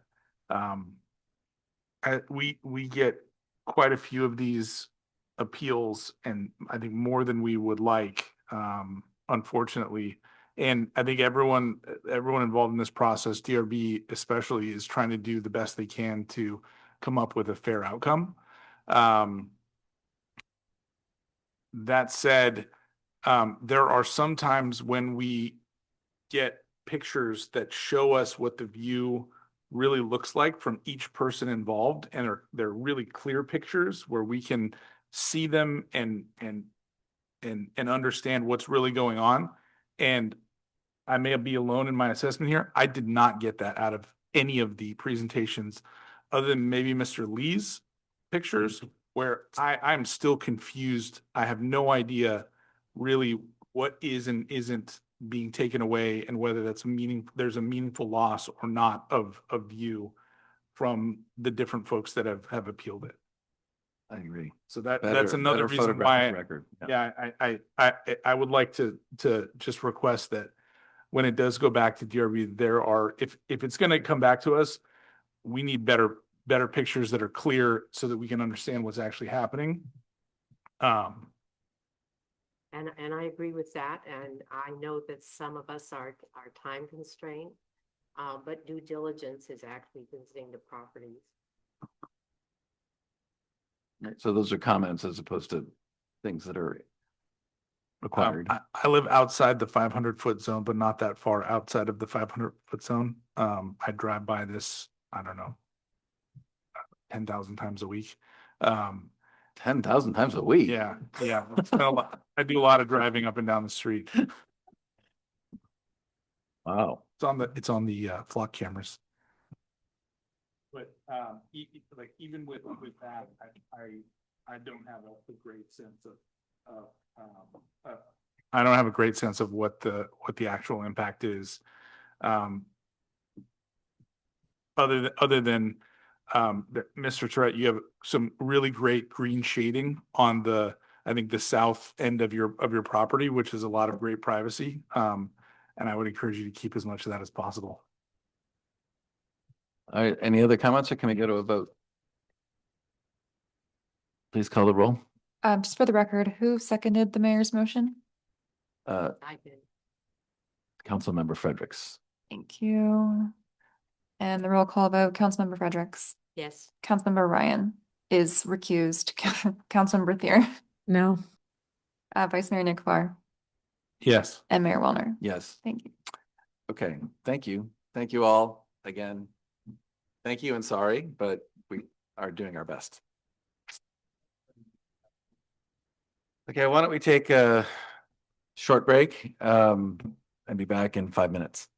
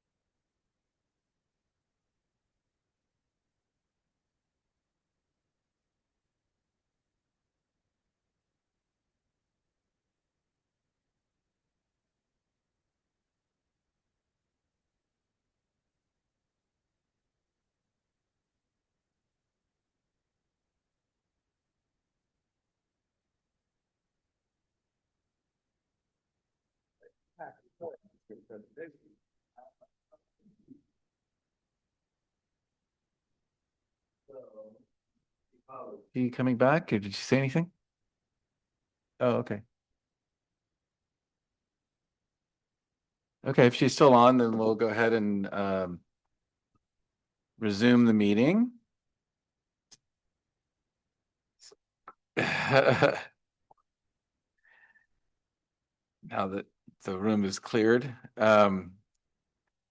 Second hearing item, staff report, please. One question. How many people do we have online right now? Besides Councilmember Thier? Well, there's 3 members of the public here, Okay. several other people. Okay, thank you, Mr. Mayor, members of the council. I'm going to give a brief staff report on this item. Ultimately, we're going to be asking council to approve a professional service agreement with the acronym is RAMS. It's Rogers, Anderson, Melody, and Scott LLP with a not to exceed amount of $195,000. First, I'm going to give a brief update on, as requested by council at the budget hearing on June 17th. I want to give an update on the audits. Staff continues to work on completing the FY24 and 25 audits. As part of this, I'm sorry to interrupt. I just I think we jumped one. This is the Community Development Department fee schedule. Oh, I'm sorry. Gosh.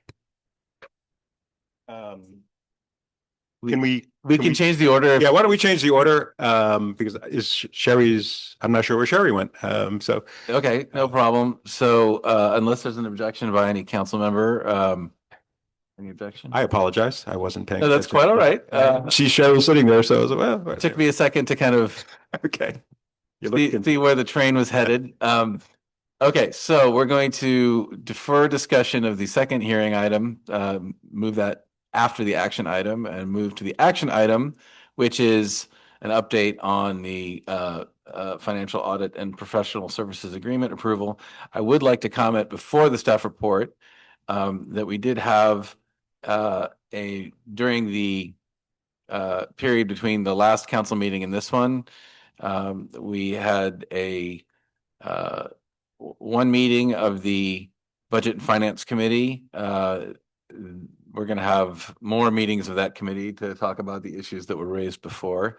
And so that's kind of context. And we discussed both this item and other issues that were raised previously at that meeting, and will continue to do so. And I know the town manager will describe this, but we'll have further reports coming at the next council meeting and also after that. So please go ahead. Perfect. Thank you. I'll just rewind and start again. This item is an action item, and ultimately we will be asking council to approve a professional service agreement with Rogers, Anderson, Melody, and Scott LLP. I will refer to them as RAMS moving forward in a not to exceed contract amount of $195,000. I want to point out that this action does not require a budget amendment, as the FY27 budget included funding for this purpose. But to back up a little bit and responding to council's request from the June 17th meeting, quick update on the audit work. Staff continues to work on completing the FY24 and 25 audit. As part of this, we made the decision to terminate the agreement that we had with Regional Government Services, who were providing assistance in accounting and finance matters. And we chose to contract with Rogers, Anderson, Melody, and Scott. Again, we're going to call them RAMS to provide sort of a higher level of accounting and finance assistant with a clear focus on completing the delayed audits. As part of this work, we entered into a smaller professional service agreement that did not require council approval. It was under the town manager's authority. And as part of that work, in the week of July 6th through 10th, we had 2 RAMS staff members who were physically here at Town Hall for the entire week. And they spent an awful lot of time working with staff, looking at our systems, and getting a deep understanding of sort of where we're at. And that included multiple calls with our auditing firm to understand the status of the 24 audit. Based on that visit, and their conversations with the auditing firm. They've provided us what they believe is a doable and reasonable schedule for completing the audits. The fiscal year 2024 audit is actually scheduled to start on August 17th, and we're hopeful that financial statements will be presented to council by the end of October. The next two audits are largely, the schedule is largely dependent on getting available slots with our auditing firm. This time of year from September to December is the typical auditing time. So the auditing firms are generally already completely scheduled. Therefore, RAMS believes a reasonable sort of worst case scenario is the fiscal year 25 audit would be conducted between January 27 and March 27 with financial statements anticipated by the end of March. And then the 26 audit would start in April, and we would hope to complete that audit with financial statements possibly by the end of the fiscal year, but if not, sort of about this time next year in late July of 2027, and then we would be current. Staff would note that we will continue to look for opportunities to shorten this time frame. And one of the advantages of working with RAMS is they have already have a working, they work with our auditing group with multiple other government entities. Their staff are well accustomed to each other. And because of that relationship, we were able to get that August 17th slot very quickly. And also the Poon Group, our auditor, has committed to putting us at the highest priority list for if their schedule changes or if one of their current customers drops out and there's a slot opens up, we'd be able to move faster on the subsequent audits. Oops. What did I do? There we go. As Mayor Wellner mentioned, we did have a brief a meeting with the Budget Finance Committee. And as part of that, I want to share that we do have plans for increasing the number of financial reports we give to council. And on that note, beginning August 19th, which is our next meeting, staff plans to provide a number of reports to council on a monthly basis. And those will reoccur on the second meeting of every month.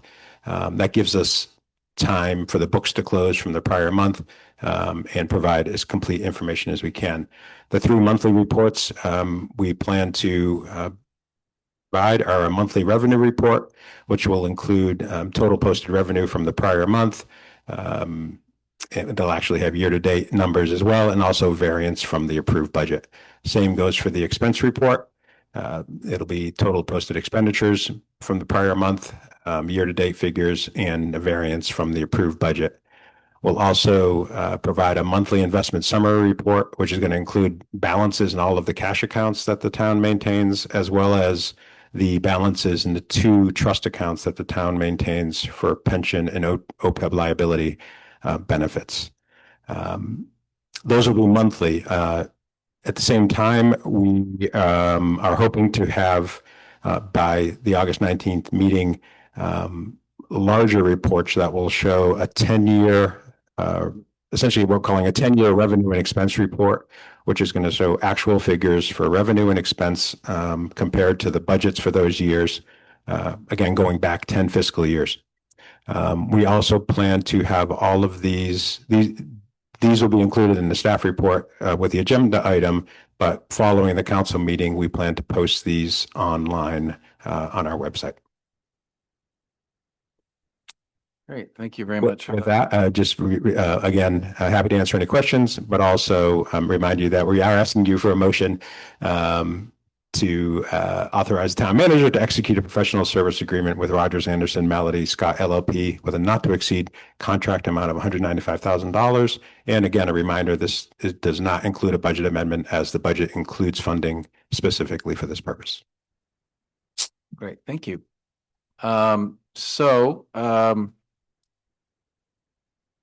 Any questions for staff? No. All right, any public comment? Yes. Oops, sorry. We will start with Colin. Hi. Thanks, Greg, for that update. It's good to see some progress being made. I think some of that's a result of some of the previous public comment. I mean, I would like to still, emphasize that the town of Tiburon is still 2 years in arrears with its audits, and timely audits are the foundation of public trust in the town's financial management. I'm concerned that the audit for June 2020 to June 2024 is not going to be available, before we go to the polls in November, and so therefore voters may be going to the polls without current financial information. You did mention an October 19th date, so hopefully all the information at least will be available by then. I'd like to just make the point that well-managed municipalities normally complete audits within 60 to 90 days, and currently Tiburon is nowhere near that standard. I'd like to see the council establish a permanent policy of completing all future audits within a 60 to 90 day window from the year end, once you manage to catch up on the arrears in the current audits. Yeah, I've made the point before that Tiburon, unlike Belvedere, lacks a truly independent financial oversight committee. Yes, we have a budget subcommittee, but they didn't seem to actually meet before the municipal budgets were presented this year. I'm really pushing for a proper, standalone oversight committee. Not just a subcommittee, but one that has qualified members from the community as well as council members. Greg mentioned going back over the 10 years. That's good to hear. And I hope that the municipal budget, that was adopted at last council meeting will now be restated with actual and estimate numbers, not the outdated, budget projections that were previously included. If the financial subcommittee had done their work properly, those numbers would already have been in the presentation. So I hope to see council takes some real action on a number of these issues that I've raised. Thanks. Thank you. Any additional comments? Seeing none. Okay, we'll go ahead and close public comment. Any further comments from the council, or can I entertain a motion? I just have a couple quick things, and I just want to say, first of all, thank you guys for meeting. I appreciate that. Very helpful, and thanks to staff for getting on this stuff so thoroughly. I really appreciate it. I think the path that you've laid out is excellent. I would say, if there's any appetite, and I'm not suggesting it, but, and I hate to minimize what auditors do, but if we were to say, hey, we need to accelerate something in the audit process, my only recommendation would be that we get somebody to just validate that the amounts that we say we have in our bank account are in the bank account. That is 80% of what an audit, Colin Crawford's going to be pissed at me, but that's 80% of what a good audit will do, is just to make sure you have the cash that you say. So if we wanted to do that, that would be great. I mean, I might suggest that in next council meetings, great. Next council meeting, if that's something staff can do, yeah, that would be great. But having said that, I support the plan. I support hiring this firm, and I really appreciate you guys digging in on this and getting a plan that makes sense going forward. Great. Any other comments? Yeah, just a couple comments. One is, I think it's important that we accelerate the audits and get them done as quickly as possible. But I also think that it's important, I think, and echo Councilmember Ryan's comment about, let's understand what we actually have in our accounts. And I think understanding current spending year to date is also, and fiscal year to date is really important, and understanding monthly what is going out and what is coming in, so that we understand on a regular basis what our position looks like, and how things are progressing through the year. I think, my comment in the last meeting where we talked about the budget, Our revenue has grown substantially over the last 10 years, but our costs have also grown substantially over the past 10 years. So I think it's really important for us as especially as the dollars get bigger and bigger and bigger, for us to understand what is coming in and going out on a very, very regular basis. Great. Anyone else? Okay. But if you want, I would move that we, based on the scope of work and the fee proposal, that we authorize the town manager to execute the professional services agreement with Rams for the not to exceed amount of $195,000. Second, Roll call vote, please. Councilmember Fredericks. yes. Councilmember Ryan. Yes. Councilmember Thier is absent. Vice Mayor Nick Farr Yes. and Mayor Wellner. Yes. Great, thank you. And then now we're going to go back to public hearing item number 2, the Community Development Department fee schedule.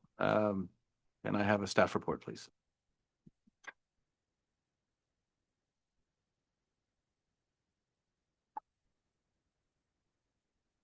Evening, Mayor Wellner and council members. I'm Sherry Mead, your Community Development Director. Thank you for being patient while I figured out why this wasn't in the spot it was supposed to be on the shared drive. Now we figured it out, so thank you. Yeah, this is a very quick item, I'm hoping. Basically, the idea is that we're going to be bringing the town of Tiburon's fee schedule into alignment with what the state of California includes as state maximums for photovoltaic systems, both residential and commercial. So Assembly Bill 1124 updated California Government Code Section 66015 to establish maximum permit fees that jurisdictions can charge for solar systems in order to help encourage folks to install solar and have some consistency throughout jurisdictions, because in the beginning there was really wide variation in cost. So our fee schedule is established by a resolution back in 2015. So anytime we're going to amend that fee schedule, it requires council approval of a fee amendment resolution. So that's what is before you tonight. And what staff is hoping is that the council will adopt the resolution amending the Community Development Department fee schedule to be identical with state law. So this is a kind of a busy little chart here, but what I wanted to illustrate was that currently in our fee schedule, it shows that residential PV system base fee is $500, which exceeds the California state maximum of $450. The good thing is we already are charging $450. We are not overcharging people. We have made sure that our permit system was compliant, and immediately upon that $450 maximum, that's what we've been charging. But it looks weird to have our fee schedule say something different. So that's one of the changes. The other thing is commercial systems. There's no proposed changes to the smaller systems less than or equal to 250 kilowatts. However, we are proposing a modest increase to large systems just so that all of our fees align with the state maximum, which is instead of $1,000, the base fee would be $2,400. The per kilowatt charge above 250 kilowatts would remain the same. And just for perspective, we have had absolutely zero of these type of applications since these fees, maximum fees, went into effect. So we'd love to see that change, obviously, but it just shows that this is not a significant change to the fee schedule. Another thing our fee schedule does is it differentiates between rooftop and non-rooftop photovoltaic / solar systems and how the fee is based. That's not allowed. So we have not been doing that. Again, we've been compliant. So this is just a matter of removing that distinction between the two and having the one schedule, which is consistent with state law. Okay. Fiscal impact, residential permit revenue will not change at all because, like I said, we're already charging the right state fee. The commercial permit revenue would increase if we had systems over 250 kilowatts for $140, I'm sorry, $1,400 per permit. However, as mentioned, we have received no private applications for systems that large. Operational impact, basically, we're just aligning our fee schedule with the current California law, ensuring consistent permitting practices with other local jurisdictions, and having it all the same provides consistency and clear guidance for applicants and staff. And with that, I'm here to answer any questions you may have. Great, thank you for that report. Do any council members have questions? No? All right. So no questions. Public hearing, there's no one in the room who's not staff or hired by the by the town or from the press. So is there anyone online that wants to make a comment? Seeing none. Okay, I'll close the public comment period and come back for discussion and motion to adopt the draft resolution. Okay. I move that we adopt the draft resolution. Second. Roll call vote, please. Councilmember Fredericks. Yes. Councilmember Ryan. Yes. Councilmember Thier is absent. Vice Mayor Nick Farr. Yes. And Mayor Wellner. Yes, thank you. Okay, so we've gotten to the part of the meeting, which is council and manager reports. Does anyone have anything to report? I have a very brief announcement to make. Apparently, it wasn't newsworthy in the ARC, but I learned today that our reporter Francisco was married on July 14th. Oh. I thought you were about to announce his birthday, and I was like, that's kind of making a big deal out of it. We could sing happy birthday anyway, you know, it's a celebration. All right, well, congratulations.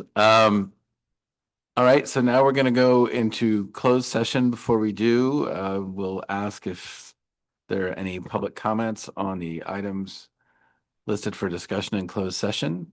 Is there anyone online who has a comment? Seeing none. Okay, so we'll close public comment and recess to closed session.